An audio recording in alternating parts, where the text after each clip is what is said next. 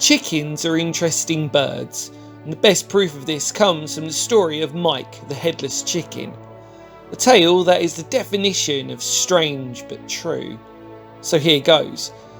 Mike hatched on April the 20th, 1945 on a farm owned by Lloyd Olson in Colorado. The story starts when on September the 10th, 1945, Mr. Olson was planning to eat supper with his mother-in-law and was sent out to the yard by his wife to bring back a chicken. So he chose a 5.5-month-old chicken named Mike.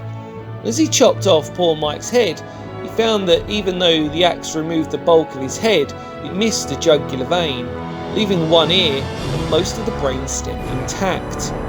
With this peculiar failed beheading, Mr. Olson realised that the chicken was still able to balance on a perch and walk clumsily. Even stranger was that Mike had attempted to preen, peck for food and crow, though with limited success. His crowing consisted of a gurgling sound made in his throat. Then, on the realisation that Mike wasn't going to die anytime soon, Mr. Olson instead decided to care for the bird, feeding it a mixture of milk and water via an eyedropper, even giving it small grains of corn and worms. And so Mike's fate was sealed as being the world's most famous chicken, when, sensing an opportunity to make money, Mr. Olson took his headless chicken touring sideshows put on display to the public for an admission cost of 25 cents, and even being featured in Time and Life magazines.